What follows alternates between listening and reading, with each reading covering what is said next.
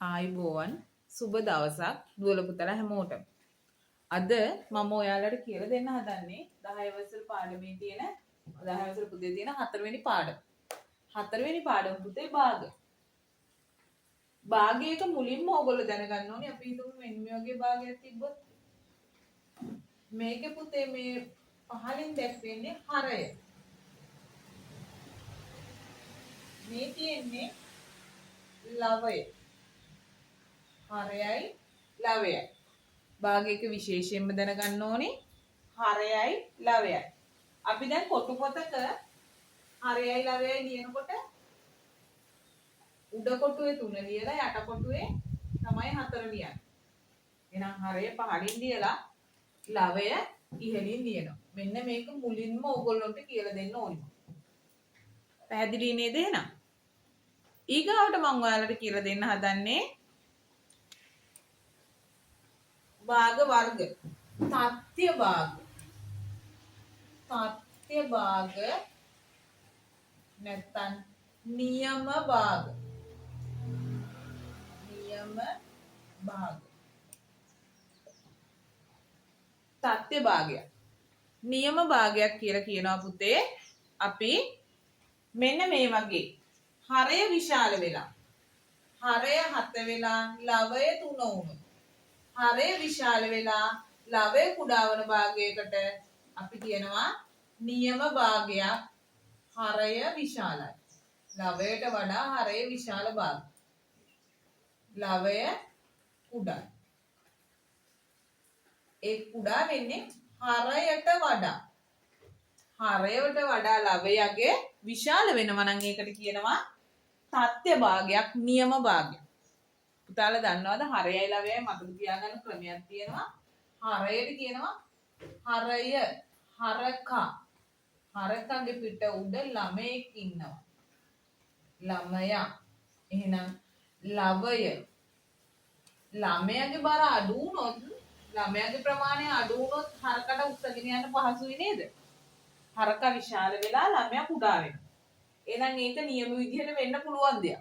ඒ හින්දා මේක තත්ත්‍ය භාගයක් නියම භාගයක් කියලා හඳුන්වනවා.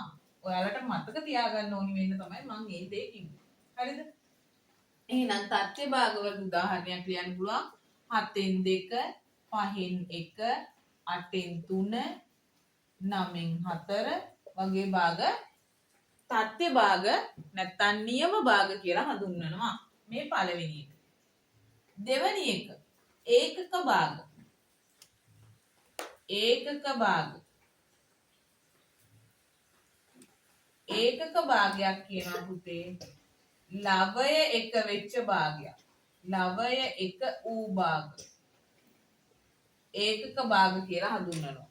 උදාහරණ තමයි 2න් 1, 3න් 1, 7න් 1, 5න් 1, 8න් 1 වගේ වට අපිට කියන්න පුළුවන් ඒකක භාගයක් කියලා. හරි. දැන් මම වර්ග දෙකක් කියලා දුන්නා. තුන්වෙනි වර්ගය තමයි පුතේ ඔයාලගේ පොතේ තියෙන තුන්වෙනි වර්ගය තමයි ඒකක භාග කිව්වා. තුල්‍ය භාග. ඒක කියලා දෙන්නම් මම පැහැදිලි වෙන්න කියලා දෙන්නම්. නැත්තම් තුල්‍ය භාගයක්. තුල්‍ය භාගය. තුන්වෙනි වර්ගය. තුල්‍යයි. 2න් 1 කියන භාගයට තුල්‍ය වෙච්ච භාගයක් හදන්නේ පුතේ. මෙන්න මේ උඩ තියෙන ලවය වැඩි වෙන සංඛ්‍යාවෙන්ම හරයත් වැඩි වෙන්න ඕනේ. ලවයයි හරයයි දෙකම එකම සංඛ්‍යාවකින් ಗುಣ වෙලා හරි. එකම සංඛ්‍යාවකින් බෙදීමෙන් හරි අපිට තුල්‍ය භාගයක් හදාගන්න පුළුවන්. එහෙනම් බලන්න 1 2න් ගුණ කරාම කීයද? 2යි. 2 2න් ගුණ කරාම 4යි. මේක මාලියන් වල තවත් විදියකට මේ 1 ගුණ කරන්න පුළුවන් 5න්. ගුණ කරන්න පුළුවන් මේකත් එහෙනම් 5න්. එතකොට කීයද එන්නේ? 10න් 5.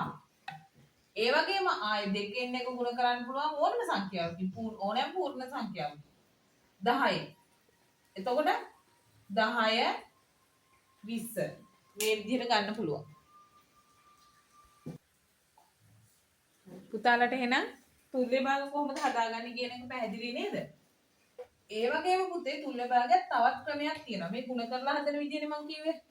බෙදීමෙන් හදා ගන්න පුළුවන්. මේ බලන්න 10න් 5 කියන භාගයට තුල්‍ය භාගයක් හදන්න කිව්වොත් අපිට උඩත් 5න් බෙදලා ලවය හරයත් 5න් බෙදනවා. එතකොට 1යි 5 5න් බෙදුනහම 1යි 10යි 5න් බෙදුනහම 2යි. මෙන්න මේක 10න් 5ට තුල්‍ය වෙච්ච භාගයක් එහෙනම් භාගය කියලා ලියන්න පුළුවන්. තුල්‍ය භාගයක් ලෙස. එහෙනම් 2න් 1ට තුල්‍ය වෙච්ච භාග ලියන්න කිව්වොත් අපිට ලියන්න පුළුවන් මොකද්ද? 4න් 2 6න් 3 10න් 5 8න් 4 මෙන්න මේ වගේ තුල්‍ය භාග අපිට ලියන්න පුළුවන්. මේවා හැම එකකටම එකක තුල්‍ය භාග වෙනවා. හරි. ඊගාවට මම ඕගොල්ලන්ට කියලා දෙනවා ඊගාවට ඔයාලට තියෙනවා විෂම භාගයක්. විෂම භාග. විෂම භාග.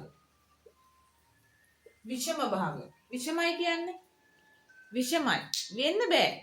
වෙන්න අමාරුයි. එහෙනම් මොන වගේවද? මේකෙදි පුතේ ලවය කුඩා වෙලා හරය විශාල වෙනවා. හරය කුඩා වෙලා ලවය විශාල වෙනවා. සමාන.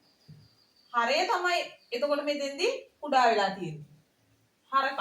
එහෙනම් මෙතන ඉන්න පොඩි හරකෙක්ට ලොකු විශාල මිනිසෙක් උස්සන්න පුළුවන්ද? ඈ.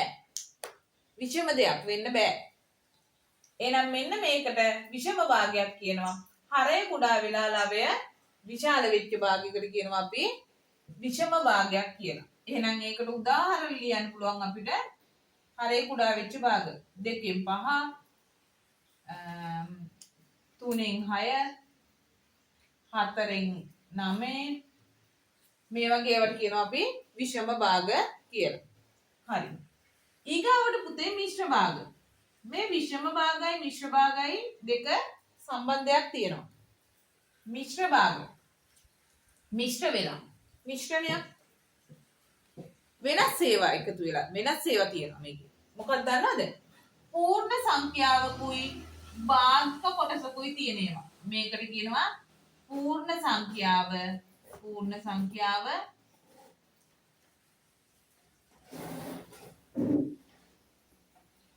මෙන්න මේ කොටසට කියනවා මෙන්න මේ කොටසට භාගික කොටස.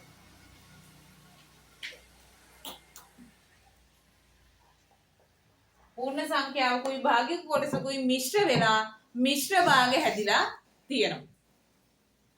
එහෙනම් අපි දැන් මිශ්‍ර භාගයක් කියන්නේ මොකද්ද කියන එක දන්නවා. මේ මිශ්‍ර භාගයකින් පුතේ විෂම භාගයක් හදා ගන්න පුළුවන්. ඒක කොහොමද දන්නවද? මිශ්‍ර භාග විෂම භාග කරන්න පුළුවන්. මිශ්‍ර භාගයක් තියෙන්නේ මෙන්න මේ විදිහටනේ. 2යි 3න් 1 තියෙනවා කියලා හිතමු අපි. මෙතෙන්දි පුතේ හරය පූර්ණ සංඛ්‍යාවත් එක්ක ගුණ කරනවා. මේක මේකෙන් ගුණ කරනවා. දෙවරක් 3 6යි. ඒකට ලවය එකතු කරනවා. එතකොට දෙවරක් 3 6යි මේකයි 7යි යට ලවය මේ විදිහටමයි තියන්නේ. එතකොට මේ වගේ එකක් නේද මේ හැදලා තියෙන්නේ? මෙන්න බලන්න. මිශ්‍ර භාගයකින් විෂම භාගයක් බවට පත් වෙලා මේන් බලන්න. 3යි මෙතන 2 ඇවිල්ලා තියෙනවා මෙතන 1. විෂම භාගය හදුවාම මේක නේද? හරි. පැහැදිලිද ඔයාලට? ඊගාවට මම ඔයාලට කියලා දෙනවා විෂම භාගයක් කොහොමද මිශ්‍ර භාගයක් කරන්නේ කියලා. මෙන්න මේක බලන්න. මේ පැත්ත විතරක් බලන්න. මේ විෂම භාගය කොහොමද මිශ්‍ර භාග කරන්නේ? 7 බෙදීම 3 කියලා තිබ්බා. 3න් 7 මේක කියන්නේ මොකද 3න් 7 දැන් අපි බලනවා 7ට 3 ගොඩවල් කීයක් තියෙනවද 7ක 3 ගොඩවල් තියෙනවා පුතේ 2ක් හරය ඒකමයි එතකොට දෙවරක් 3 6යි නේද 7න් 6ක් අඩු වුනහම එකක් ඉතුරු වෙනවා මේක ආව නේද අපිට මෙතෙන් ඔන්න ඔය විදිහට තමයි පුතේ මිශ්‍ර සංඛ්‍යා විෂම සංඛ්‍යා බවට පත් කරා. එහෙනම් දැන් මම ඔයාලට වර්ග කියලා දුන්නා. නියම භාග, ඒකක භාග, තුල්‍ය භාග, විෂම භාග සහ මිශ්‍ර භාග. විෂම භාග අතරයි මිශ්‍ර භාග අතරයි වෙනසක් කියලා දුන්නා. මේ සම්බන්ධයක් කියලා දුන්නා. බලන්න 2යි 4න් 6 තිබ්බොත් මේක විෂම භාග කරන්නේ කොහොමද? මිශ්‍ර සංඛ්‍යා විෂම භාග කිරීම. බලන්න මේක මේකෙන් ගුණ කරනවා. 4 2කින් ගුණ වෙනකොට 2 4 8යි.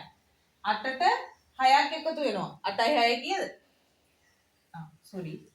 4ට වඩා වැඩි එකක් මෙතන ගන්න නැති වුණා. 3ක. 4 2කින් ගුණ වෙනවා. 8යි. 8යි 3යි 11යි. හරේ විදිහටම ලියන්න.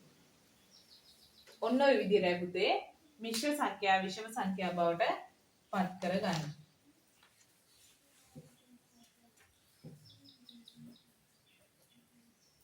මේ භාග එක කොටස ඔයාලට මම මේ කියලා දුන්නා. දෙක කොටස ඊගාවට ඔයාලට කියලා දෙන්නම් තව වීඩියෝ එකකින්.